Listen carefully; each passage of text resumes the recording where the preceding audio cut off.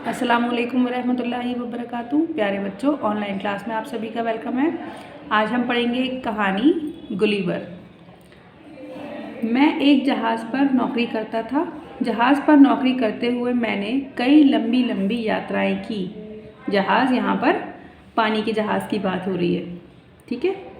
एक बार दक्षिणी सागर से पूर्वी द्वीप समूह की ओर जाते हुए हमारा जहाज़ तूफान में फंसकर चकनाचूर हो गया। सौभाग्य से मैं तैरकर किनारे आ लगा और थककर वहीं लेट गया।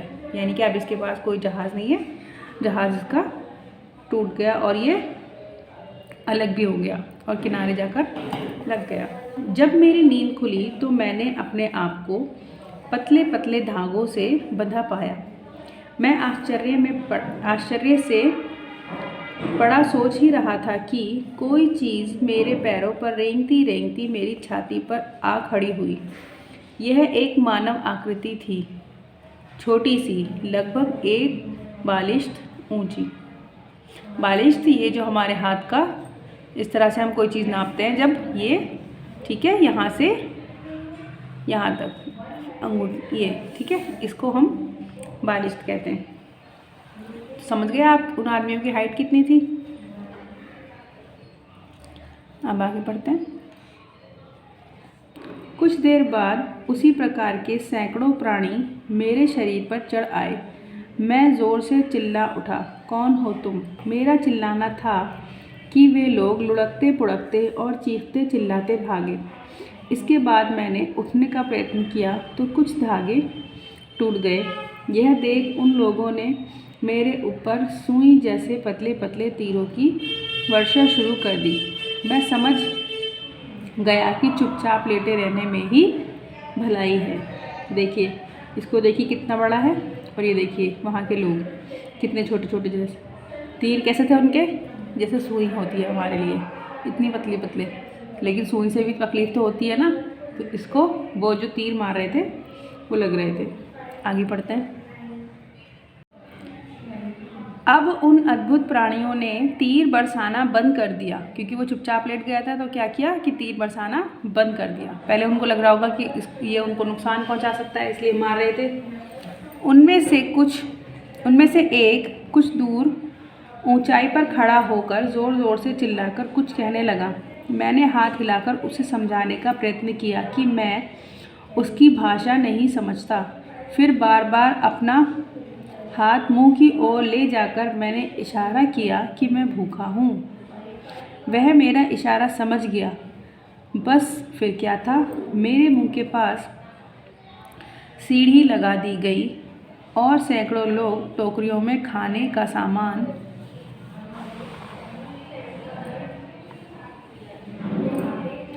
ला लाकर मेरे मुंह में उड़ेलने लगे। जब मैंने पानी पीने का इशारा किया तो उन्होंने कई पीपे पानी मेरे मुंह में उड़ेल दिया। उन्हें आश्चर्य हो रहा था कि मेरा पेट है या कुआं। थोड़ी देर में ही मेरी पलकें भारी हो गईं और मैं गहरी नींद में सो गया। खाना खाने के बाद ये सो गया।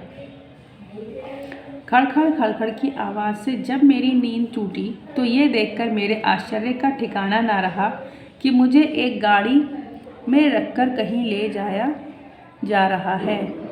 उन छोटे छोटे लोगों की एक विशाल भीड़ हथियार लिए मेरे दाएं बाएं चल रही थी। मैं समझ गया कि मुझे कैद कर लिया गया है। मेरे वहाँ पहुँचते ही लिलीपुट वासियों की एक विशाल भीड़ मुझे देखने के लिए उमड़ पड़ी। मेरे पहाड़ जैसे शरीर को देखकर सब लोग आश्चर्यचकित थे। कितना बड़ा था ये उन लोगों से, तो सब आश्चर्य से इसको देखने आ रहे थे। लिलीपुट के बादशाह ने मुझे एक पुराने मंदिर में कैद कर लिया। संभवतः राजधानी में यही एक ऐसा स्थान था जिसमें मैं झुककर घुस सकता था, क्योंकि मंदिर वगैरह जो होते हैं वो ऊंचे होते हैं ना काफ़ी, तो उनका जो मंदिर था वो इसके लिए इतना था कि ये झुककर उसमें घुस सके। शेष मकान तो खिलौने जैसे थे। जिस तरह वे लोग मेरे विशाल शरीर को देखकर चकित थे, उसी तरह मैं भी उनकी छोटी सी दुनिया को देखकर हैरान था। इतनी छोटी छोटी चीज़ कभी हमें देखने को मिले तो हमें कैसा लगेगा। कुछ शरारती लोग मुझ पर तीर चलाने लगे। एक तीर मेरी बाईं आंख पर लगा। यह देख सिपाहियों ने 6 व्यक्तियों को गिरफ्तार कर मुझे सौंप दिया जो तीर मार रहे थे। 5 को तो मैंने अपने कोट की जेब में रख लिया और एक को उंगलियों में पकड़कर मुंह की ओर ले जाने लगा। वह मारे भय के बुरी तरह चीखने लगा।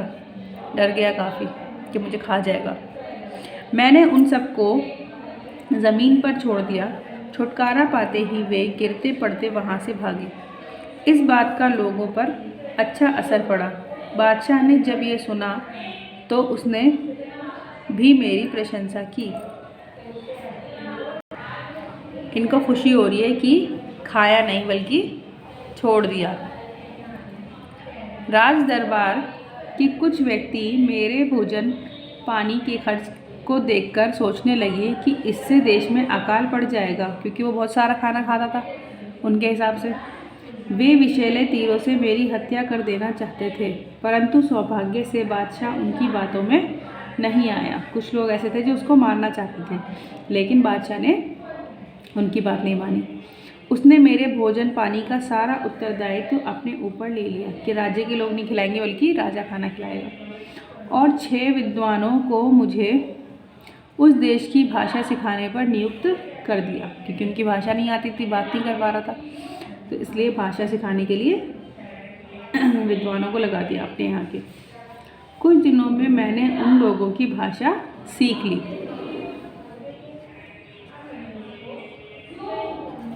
मेरे स्वभाव और व्यवहार से वे लोग बहुत खुश थे। अब वे निडर होकर मेरे पास आ जाते। कभी वे मेरे सिर पर उछलते कूदते और कभी नाचने लगते। बच्चे तो मेरे बालों में आँख मिचोली खेलते रहते। इस तरह मैं सबका खिलौना बना हुआ था। एक दिन मैंने बादशाह से अपनी मुक्ति के लिए प्रार्थना की। उसने मुझे इन शर्तों पर मुक्त करना स्वीकार किया कि मैं बादशाह की आज्ञा के बिना कहीं आ जा नहीं सकूंगा। यानी कि जेल में बंद था ना वो, एक तरह से उनकी मंदिर में जब उसको बंद कर दिया था, तो उसने फिर प्रार्थना की कि मुझे आज़ाद कर दिया जाए। तो राजा ने कुछ शर्तें रखी कि आज्ञा के बिना इधर उधर नहीं घूम सकूंगा, और किसी देश के से युद्ध छिड़ जाने पर मैं लिलीपुट वासियों की सहायता करूंगा। किसी देश के पास ऐसे विशाल शरीर वाला कोई मिल जाए मदद करने वाला, तो वो तो जंग जीत ही जाएगा ना। इसलिए कहा कि अगर युद्ध हो जाएगा कोई अड़ोस पड़ोस से, तो वो हमारी मदद करेगा। एक दिन बाद मुझे ज्ञात हुआ कि पड़ोसी देश ब्लेफुस्को के बादशाह ने एक शक्तिशाली जहाज़ी बेड़ा तैयार कर लिया है और वह लिलीपुट पर चढ़ाई करने का अवसर देख रहा है। शर्त के अनुसार मैंने उन लोगों की सहायता करने की एक योजना बनाई। कुछ रस्सियाँ और कांटे लेकर मैं ब्लेफुस्को की खाड़ी की ओर चल दिया। यह खाड़ी मेरे लिए विशेष गहरी न थी, पर उन लोगों के लिए तो यह किसी महासागर से कम न थी। ज़्यादा गहरी नहीं है ना, देखो पानी में किस तरह से खड़ा हुआ है, ये पूरा डूबा तो नहीं है, लेकिन जो इतने इतने से लोग थे इनके लिए तो ये पूरा समुद्र थी। मैंने खाड़ी में घुसकर वहाँ खड़े सब जहाज़ों को कांटों में फंसा लिया और उन्हें खींचता खींचता लिलीपुट की ओर चल दिया। देखो कैसे खींच रहा है ये सारे जहाज़ों को बांधकर, कांटे में अटकाकर। ब्लेफुस्को के सैनिक मेरे ऊपर तीर बरसाने लगे, पर चश्मे और चमड़े के कोट के कारण उनके तीर मेरा कुछ भी ना बिगाड़ सके। ब्लेफुस्को के जहाज़ों को खींचकर जब मैं लिलीपुट की खाड़ी में ले आया, तो वहाँ के बादशाह और लोगों ने प्रसन्नता से उछल उछलकर मेरा स्वागत किया। बादशाह ने मुझे अपने देश की सबसे बड़ी उपाधि देकर सम्मानित किया, क्योंकि देखिए युद्ध में इनको जितवाया है ना, तो बादशाह ने फिर इसको सम्मानित किया, उपाधि दी है।